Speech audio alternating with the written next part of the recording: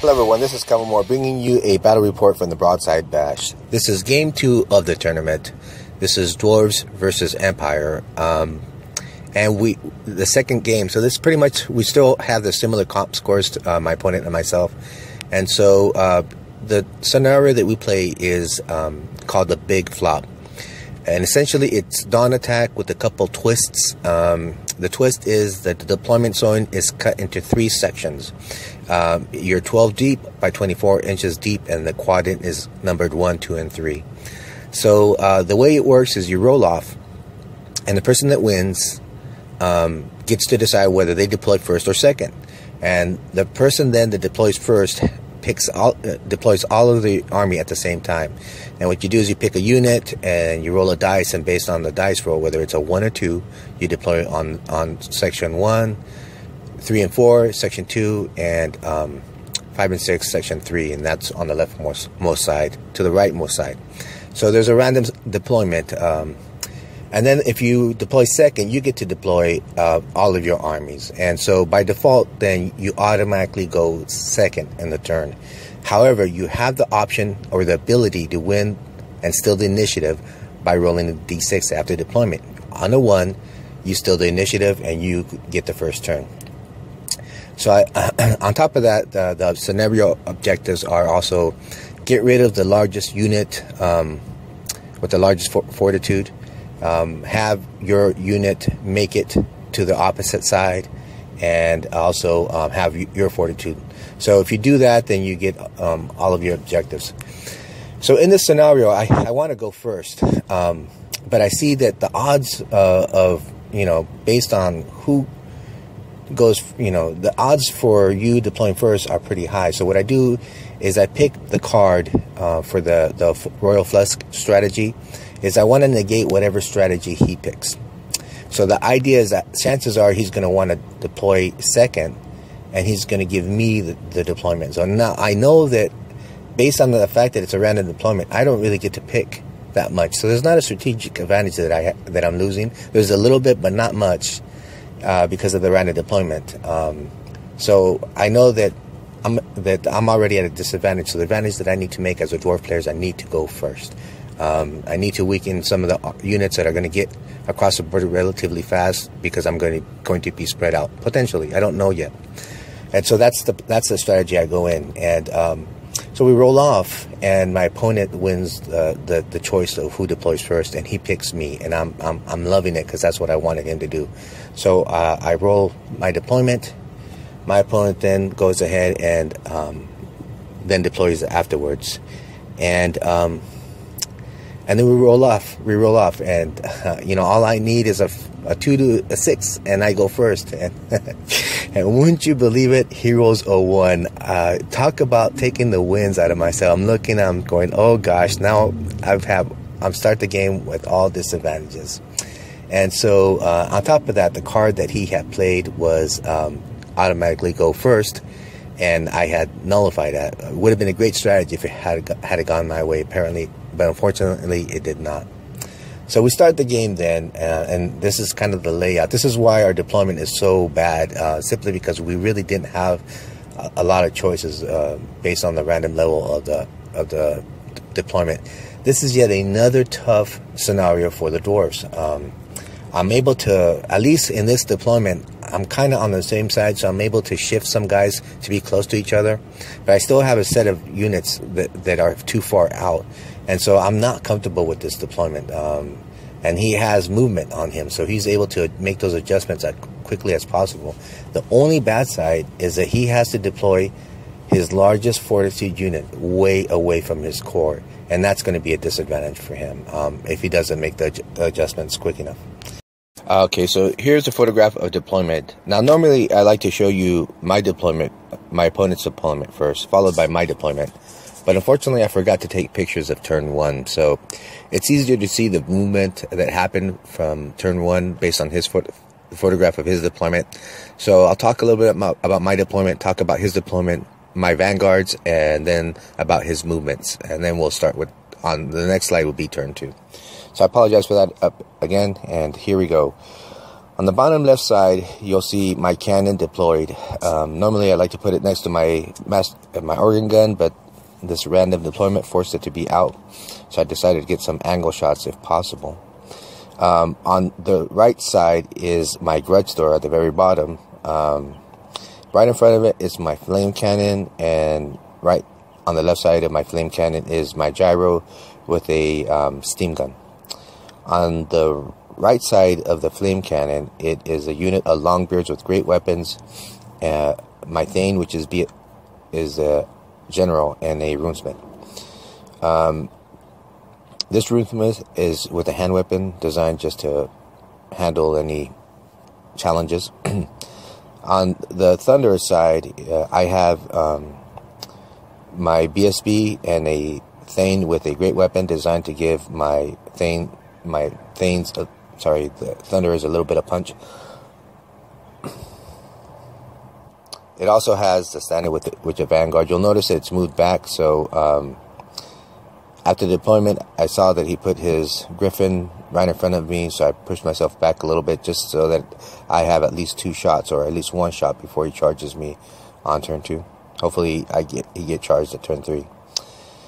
Next to that, it's my lone war machine, the organ gun, and at the top of the screen you see my Slayers that vanguarded up, my gyro with a brimstone gun that vanguarded up behind it for protection so it can't get charged, and then you see my gyro with a steam gun on the far right. On my opponent's deployment, going from top left to right, he has a large unit of halberdiers. In the shadows of the castle, he has a war altar, and next to the war altar is flagellants. And that's his large block. That's the largest block. I need to kill that block to get a +1 on my battle score. He then has a unit of 4 Griffin Knights, 12 Knights, and then he has another unit of Halberdiers with his Wizard and General there. He has the cannon, and he has 10 crossbowmen, and I think behind there there's an art lector. Can't see it on the photograph, but I know he deployed it there somewhere in the beginning of the turn. And so talking a little bit about movement, so to my surprise, what he does is he declares a charge to my Slayers, and in my tunnel vision I'm only focusing on the cannon and his response. I don't see the charge coming from the left side. I think it's a great move on his behalf. And here's why. To me, my biggest threat in this army is going to be the Griffin Knights. The Griffin Knights, with their movement and the amount of their attacks, they could take out any of my smaller units. They really can't take out a block, but they could take out my Thunders. They could take out my all of my war machines. And so my fear is these Griffin Knights will be weakening me if done right. By the time his blocks get up there, I'll be outmanned. And the Griffin Knights will be focusing on taking out my war machines. And so so the cannon is my biggest concern, because my answer to the Griffin Knights is the organ gun. The organ gun specifically designed for these type of units. I put my ME on it, and I also put a rune of penetration, which gives me a +1 to hit and a strength 6 with armor piercing, so that it's optimal for taking out toughness 4 cavalry with a 1+ armor save. So they're excellent for Griffin Knights, Skull Crushers, Chaos Knights. You get the idea. And so my fear is that since he's won the first turn, he will use his cannon to take out my organ gun, and the odds of him doing that, there's like a 67% chance of him hitting me and a 50% chance of him wounding me. So the chances of him killing, it's possible that he kills my organ gun, but not probable on the first turn. But the second turn, those chances go up a lot more. And so I need to get that cannon out of the way so that I could take out the real threat, which is the Griffin Knights. And so when he charges my Slayers, I think that's a fantastic idea. I think I'm going to win that combat no matter what. He'll win the first round. I'm unbreakable. I'll stick. Second or third round is when I'll beat him and I'll finally make it to the cannon. But by that time, he'll have 2 shots into my organ gun and then have free reign on his Griffin Knights.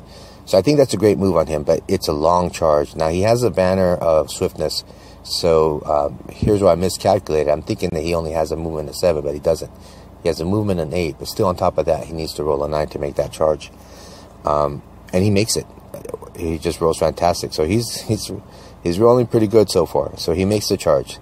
His Griffin Knights advance up towards my Thunders, and his units on the far right all advance up towards my War Machines.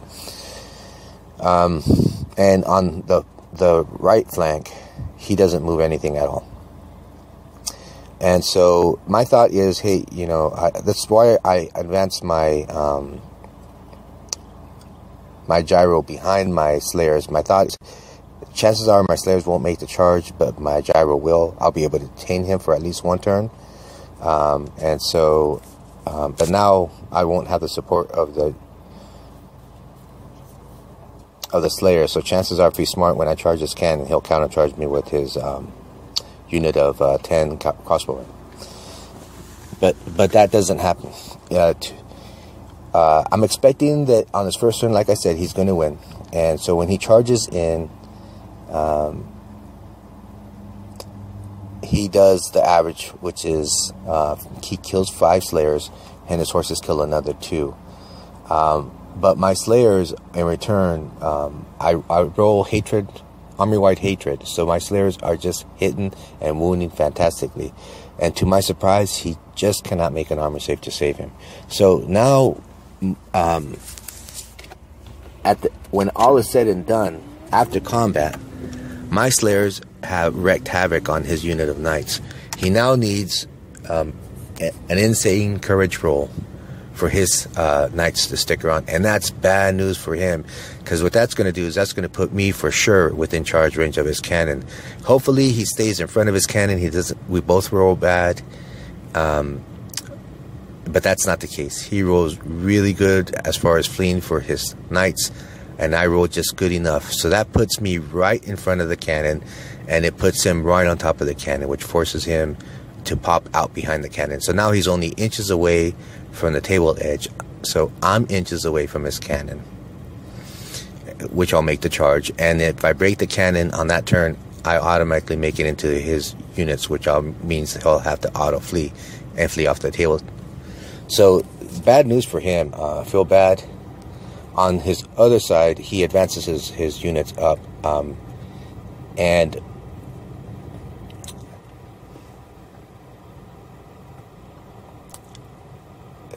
my first shot into his, my flame cannon does a decent amount of hits on the flagellants. But what happens is, and I'm glad I shot this first, I didn't know what the War Altar did. The War Altar gives everybody around them a 5+ ward save and some other benefits, and I realized with that kind of save, it would be very hard for me to wither down this unit before they get into my units with hand-to-hand combat. So I have to get rid of the War Altar, and I'm lacking complete faith in my cannon based on what it did in the past tournament. So I'm thinking I'll use my Stone Thrower. And the Stone Thrower does a fantastic job. He has a 4+ ward save, and he fails the ward save. And then I destroy the War Altar. So huge sigh of relief. And then at that point, my cannon, redeems itself for all of the failure in the last tournament and hits and does a good amount of wounds on the Griffin Knights. My organ gun, to my surprise, just does abysmal. It does hardly any wounds to it, so I'm not really doing any amount of damage. Mainly my cannon does all the damage. My Thunders have to unload into the Griffin Knights, and when all said and done, I only get rid of 3. I can't destroy the unit, and so the unit flees. And it flees away from my cannon, which did the most damage, and lands right in front of his cannon. If I misspoke in my previous slide, the Slayers on the bottom of turn 2 charge the cannon. They destroy it and overrun into the fleeing Knights, And the fleeing knights don't flee; they're destroyed on the spot. And so my slayers turn around and get ready for a rear charge on the spearmen. So on the top of turn 2, he turns his spearmen around to get ready for the charge from the slayers. The Demigryph knights, who were shot down to 1 man, during the magic phase, he casted Reform, and so now they're 3 strong. So here's kind of a bird's eye view of the bottom of turn 2 Empire, and on his left side, the only activity there is that he's advancing up, not much else.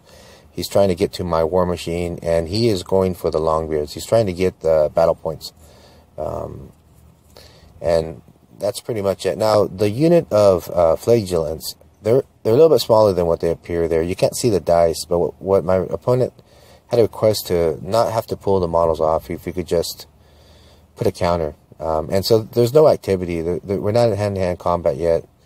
So it's not a big deal. I go ahead and say no problem. And so that's what you see there.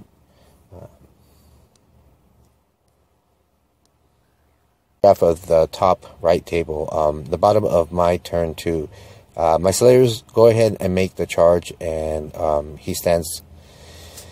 And so I focus most of my attacks on the Mage Priest. He's a special character, and also has some nice beefs on his unit, so I need to get rid of him so I can really start doing damage on the unit. I also attack his wizard and don't do any damage, but I win the combat, and so they flee. Also, I keep on, you can see the unit of Demigryph knights are now down to 1 model with a 2 wound counter. And so,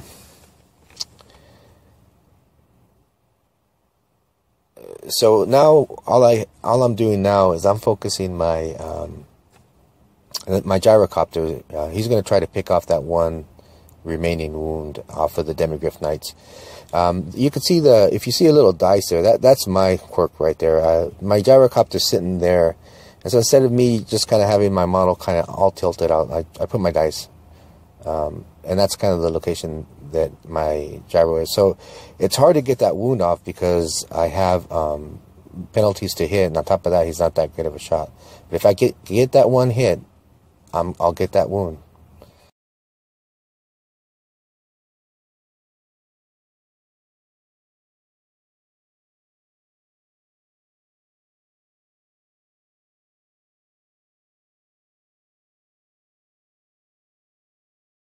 A bird's eye view of the bottom of dwarf turn 2, and so movement wise, you'll see that I move my gyro over to get a angle shot on his halberdiers. I don't see any reason to redirect just yet. He's too far away to make a charge, and if he does so, I think my Longbeards could handle them. So just all I'm doing now is kind of getting them down to a manageable size. You'll see, and so there's actually a little dice that you'll see next to him, and my opponent has this request where he asks that I don't move the models from his rank, if you could just put a number. So it kind of looks like his units aren't withering down, but there's always a dice counter next to his units. And so I have no problem with that. I mean, we're not getting confused with base sizes and or anything of that matter, or as far as shooting as well. And so I have no problem with it. What you will see though is on this unit of Flagellants, my flame cannon goes to town on that. At that point, he's down to 1 model, and I say, well, it's easier for us, instead of having to use a dice and move it around, let's just take your unit off and leave that 1 model there. And so that's kind of it from the activity over here. Now, so I forget to take a picture. That is a shot of the bottom of Empire turn 3, and so he moves his Demigryph knights behind the mountains, so that my Thunderers and my Organ Gun no longer have line of sight. And so that leaves only my gyro to take him down, and it's just hard to get that wound off. My Slayers continue the battle out with the wizard. I'm sorry, with the unit of spearmen. I think by now I've already captured his wizard. I've been forcing all of my hits against his heroes and to try to get rid of his ability to regrowth that Demigryph Knight, and also to try to get points for the special character so that I could start doing damage against the unit. And so there they are, sticking around to another round. His crossbowmen finally do a wound on one of my Thunderers, and so you see that model kind of picked out from the side. So here we have a picture of the bottom of Dwarf turn 3, and so at this point you could see that on his turn he advances his unit of halberdiers, and so what I do is I move my gyro at this point to redirect him. At this point I figure there's really no threat. I suppose I should have let him to charge, but I decided just to continue with this being strategic, and I place my gyrocopter in front of him, get some shots off with all of my war machines, because that's the only thing I could shoot at right now. And so my cannon, my Gertz thrower, and my flame cannon and gyro all focus and shoot the halberdier unit down. So they're a little bit smaller. Again, like, I don't know where the dice is at there. Oh, there it is at the far back. So he's down to about maybe 5 models now. And again, bottom of turn 3, I can't do any damage to his unit of spearmen. All the buffs that the mage priest has is making it hard for me to do any damage. So I'm just focusing all my attacks on that mage priest. If I knock him out, I'll be able to knock out that unit relatively fast. I forget to take a picture of his turn 4, so I apologize for that. What you see here is the bottom of my turn 4. And so he's down to about maybe 3 to 5 models. I don't recall how many he has. So I asked him at this point, with so few models, to remove his unit and just leave the remaining models. At that point, I believe he charged my gyro. I don't see it on that photograph, so I don't recall if he caught it. Like if I fled really poorly and he caught it, or if it just fled so far that it's off of the table. But nonetheless, it doesn't play any role at this point. And so during my turn 4, I declare a charge and get my charge in. This is the first time in a long time that I get to use my Rune of Impact and actually do a Rune of Impact. Woohoo! So here it's still the bottom of turn 4, and I just wanted to get a better shot of what's happening on the right side of the table. So you could see that my Slayers finally they finally kill the Mage Priest. And so now at this point I can focus all of my attacks on the Spearman unit, because they don't have the Mage Priest to buff them up anymore. During my shooting phase, I